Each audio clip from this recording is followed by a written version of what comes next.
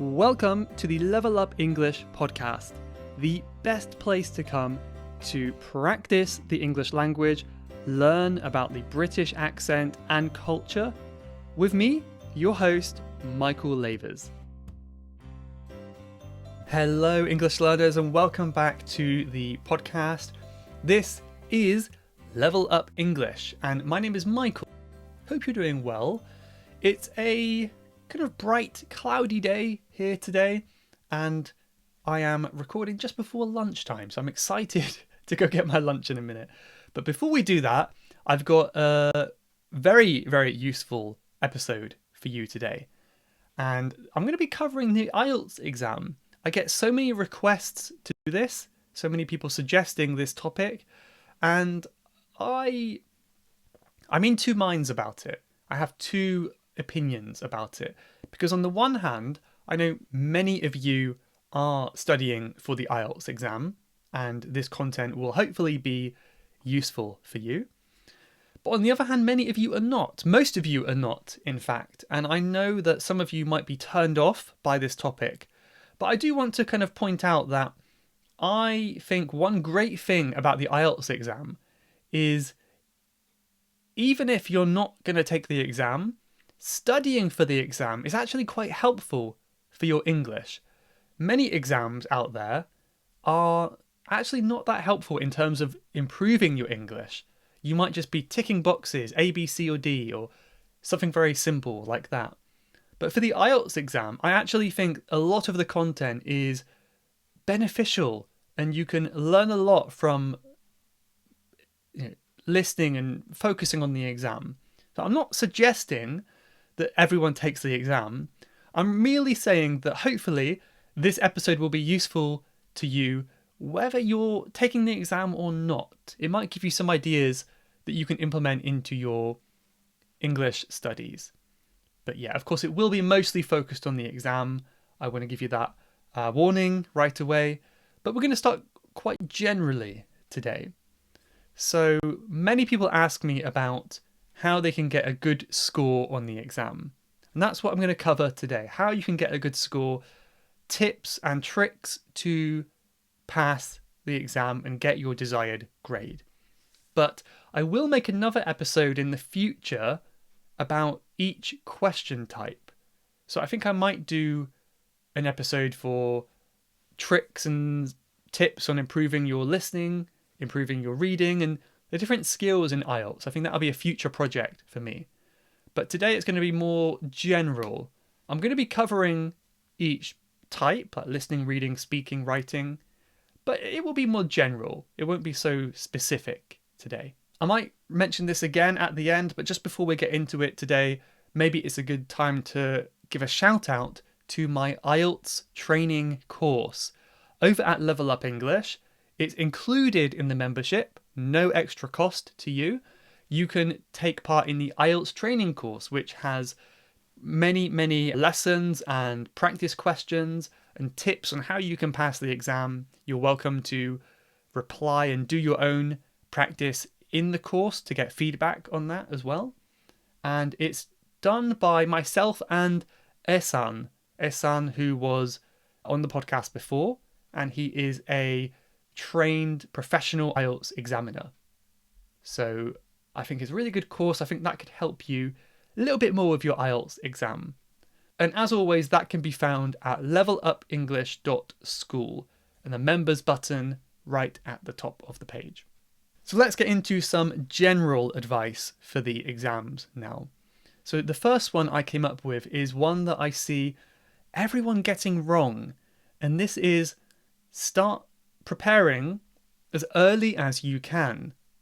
So I used to get them much more, emails of people saying, my exam is in 2 weeks, can you help me?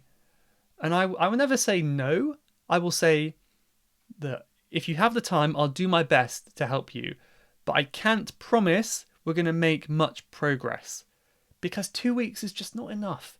I think Ehsan once said he recommended 6 months to prepare for the exam. As much time as you can prepare for is better, really.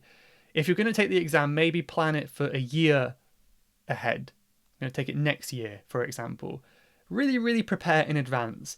And it sounds like a lot of time, but if you break it down, it's not that much time. If you consider there are 4 areas of the exam, let's just say for easy maths, you're going to say, I'm going to study for 100 days. That's so many days. I've got loads of time. But there's speaking, writing, listening, reading. That's maybe 25 days for each one. Already got a lot shorter. 25 days, just over 3 weeks to study for the entire reading exam, right? And then if you break it down even more, you've got different parts. You've got writing part 1, writing part 2, and different things like that. For listening exam, you've got many different question types. There are many types of questions on the listening exam. And if you break it down over 25 days, it's actually not that much. You don't actually have much practice. You might have just 1 or 2 days practicing one type. And it isn't that much. So it's really good if you can have as much time as possible in advance of your exam. My next tip is to, as always in English, try to make that routine. See if you can do a little bit every day. Do practice exams every day. There are many online, in textbooks, things like that. Do like one practice question, one practice exam each day if you can. And consider recording your progress, recording your scores, so you can track your progress along the way. Maybe if you put it all together, you can see over time your score is getting higher and higher, and that could be quite motivating to see. And if there is an area where your score is not getting higher, then you know that's the place you need to focus on more as a priority. My next tip is that it doesn't have to be exam content. Many people make the mistake of thinking they have to find IELTS exam content to study for. And of course, that will be good for understanding the questions and the exam structure better. But again, because IELTS is a fairly good exam, you can do anything. You can do any listening, like this podcast, any speaking, any reading, any writing. That will all be good practice. And it might be a good idea as well to learn about the kind of topics that is often included in the exam. Maybe the environment, maybe science, or travel, tourism, family, something like that. Think about these topics and maybe you can read up more about them to improve your vocabulary, improve your skills, your knowledge, all that kind of stuff. But one of the biggest tips I give people who ask me this question for IELTS is, don't forget there are 2 parts of the exam. One part involves improving your English, right? You need to have a high level of English to get a high grade in the exam, of course. But that is not enough. In fact, if a native speaker, like someone from England, took the exam, they may not get 9 marks. They may not get full marks. They might get 8, 8.5 or something like that. And this is because although their English is good, native level, they are not familiar with the exam structure. So they don't know exactly what the exam is asking them to do. So it's really important that you understand the structure, the format of the exam.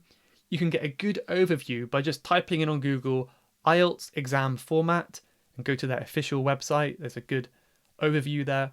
But really practice with the time constraints and the question types and all those different things, and you really get a good idea of what it's asking you to do. So don't neglect one of them. It's kind of 50-50. You need to practice both of them. Kind of following on from that point is one that many people won't consider, but many IELTS teachers and trainers will do this with you. And this is to familiarize yourself with the marking criteria. So for the exam, there are different criteria that you're marked on. One of them might be coherence, how coherent you are. One of them might be a bit more vocabulary and grammar, pronunciation, depending on what question you're doing. So it's really important to know what you're going to be marked on in order to get a good score. And then you can compare a low mark to a medium score to a high score, right? And you can see what they want you to do.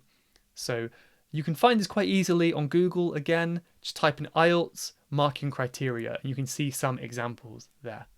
And this now leads on to my next point, which is if you can get a tutor or someone to train you and practice with you for the exam.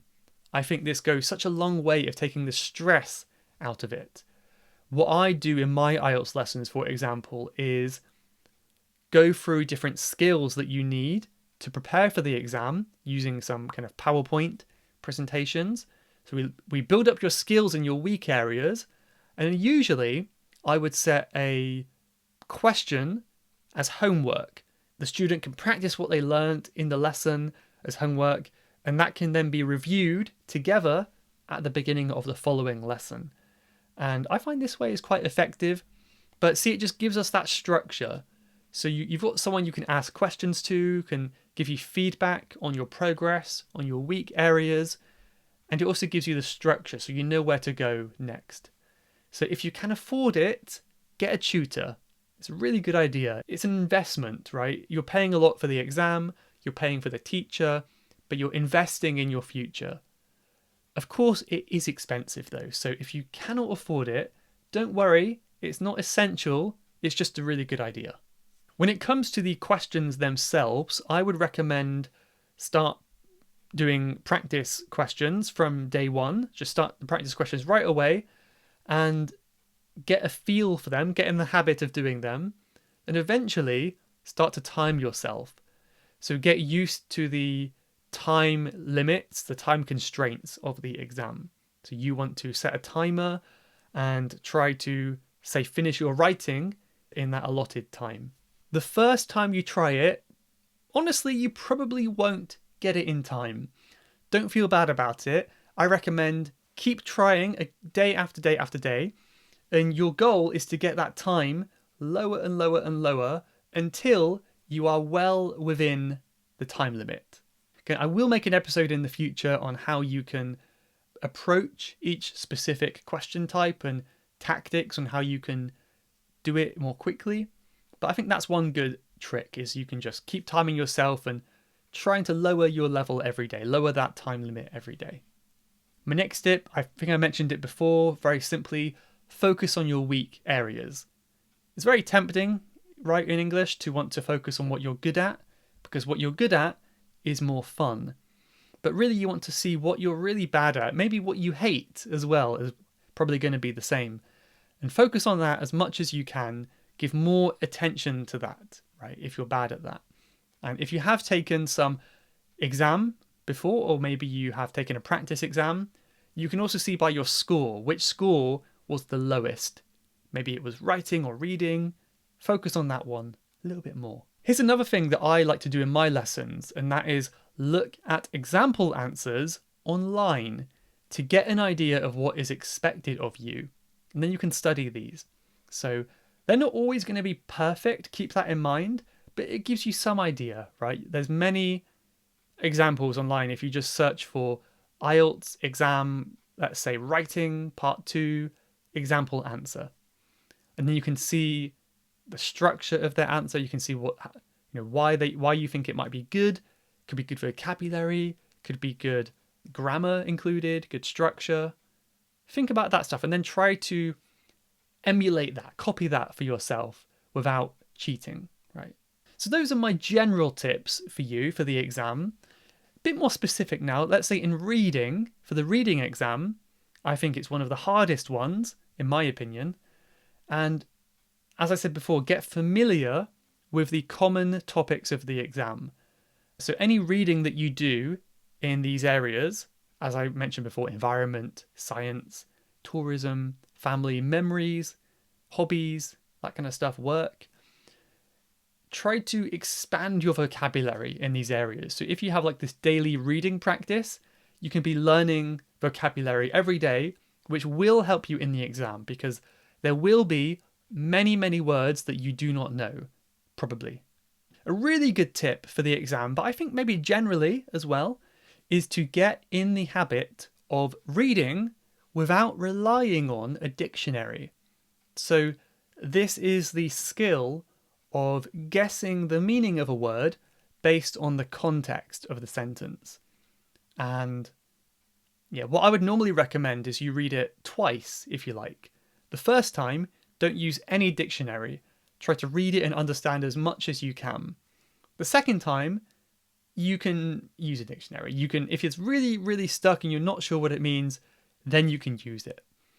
But sometimes I found this myself, when I'm reading in my Japanese, for example, there'll be a word that I'm not so sure what it means, and then I quickly go to the dictionary to find out. But then sometimes I force myself not to use that dictionary. I say, no, put it away. I'm going to really focus on this. So I think about the context. What could this mean? Okay, it's a verb. It probably is talking something to do with this topic. I kind of guess.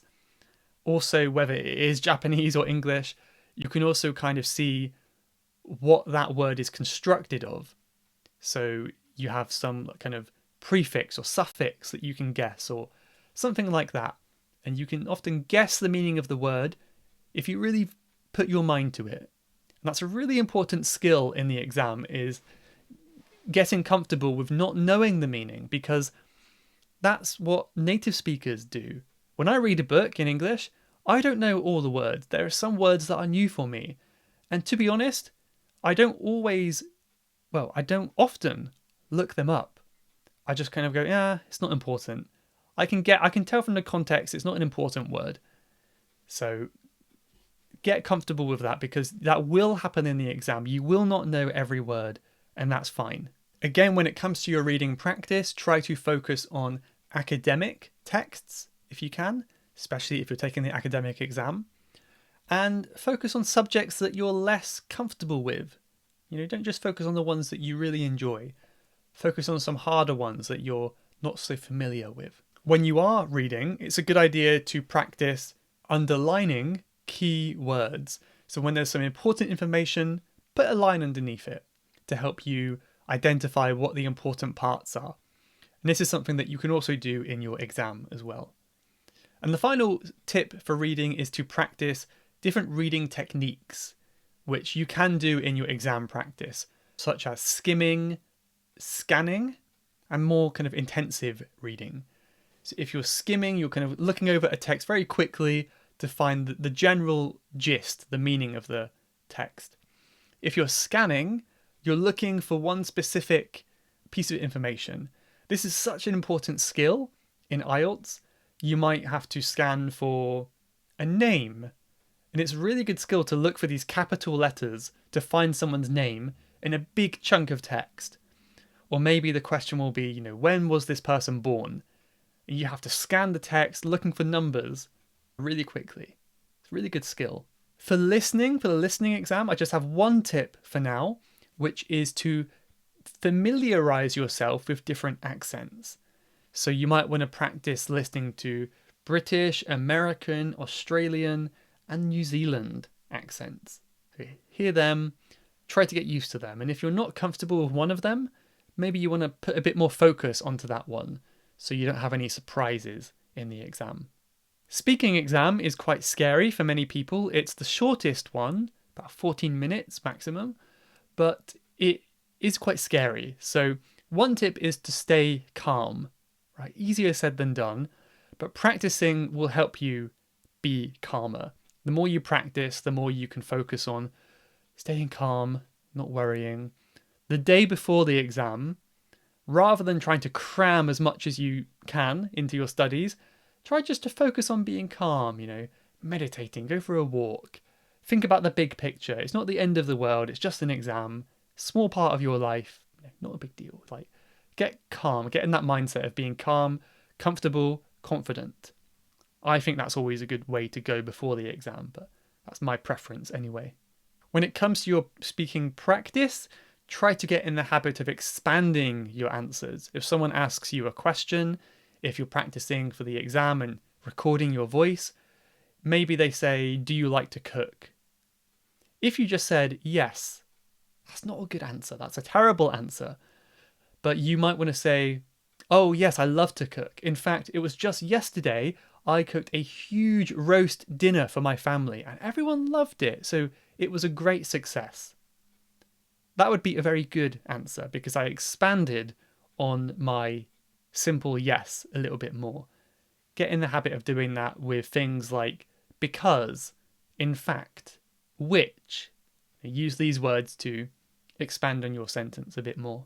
My final tip here, which is for speaking, is one that I think is useful for anyone, and this is to speak English before you go into the exam room. Try to ease into it. To ease into something is to gradually do something slowly rather than just doing it suddenly and shocking yourself.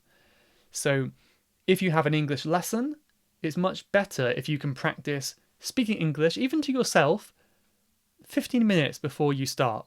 Because it's much, much harder to go from your native language or thinking in your native language and instantly change to English. So you need to warm up, just like you do with exercise, warm up your brain to think in English before the exam. That's a great thing you can do. Okay, I think I'll leave it there for now. Don't forget to join me on the private podcast this week. So for you members, on Friday, I'm going to make a private podcast about vocabulary for the IELTS exam. I'm going to talk about some really useful phrases and vocabulary. And of course, this will be useful for anyone because if it's useful for the exam, it's useful for real life as well. But yeah, see you there on Friday. You can gain access to the private podcast if you become a member at levelupenglish.school or click the link in the podcast show notes. You can also gain access to the IELTS course. So becoming a member, you have these two things already. You have the IELTS course, you can study with me over there, and you can listen to the private podcast and many more things. But okay, let's look at a couple of podcast reviews now. I've got one from Garda Mustafa. Don't know how you pronounce it, but Mustafa, who is from the UAE. And they said, I'm always here listening to you all. Thank you for all. Really good. Heart. Thank you very much, Garda. Might have butchered your name, but hopefully I got it okay. Thank you for that. One more here from Abdelmonem5 in Saudi Arabia, who says, you are so amazing. The episode about philosophy was very beautiful, and when I heard it, I immediately remembered about my religion and called it, I am a Muslim, such as not looking at the property of others and being satisfied with what you have. I hope you read a little about Islam because it will agree with your nature. Yeah, I mean, obviously I have many Muslim followers and students, so I hear about it quite a lot. But I'm really glad that you were able to find that link between the philosophy episode I did and your faith, your religion as well. So thank you very much, Abdelmonem, for that nice review. Let's just finish one more quick one from Asramok. Lots of letters. ASRHHMOOQSV, who just says, nice work. I'm new here. Nice podcast. Thank you very much. I'm pretty much caught up now. So if you leave a review, I should be able to read it on the next episode because I don't have any more that I can see here for now. And remember, this has to be on Apple Podcasts because that is the one that I tend to check. But if you leave a review somewhere else too, like Spotify or Castbox or whatever, that's also amazing. So thank you. But yes, so let's look at a quote to inspire you for the exam today. This one is, success is the sum of small efforts repeated day in and day out. In other words, if you want to be successful, it's small things you can do on a daily basis. Good for life tips, but also for the exam. Little bit every day, you will get some success. Get that routine going. One question a day, okay? Okay, well, thank you for listening. Hope you liked it. And I'll see you maybe on Friday, on Saturday, on Wednesday. Who knows? I've got so many podcasts coming out, but I'll see you at some point soon. Thank you and see you then. You have been listening to the Level Up English podcast. If you would like to leave a question to be answered on a future episode, then please go to levelupenglish.school/podcast. That's levelupenglish.school/podcast. and I'll answer your question on a future episode. Thanks for listening.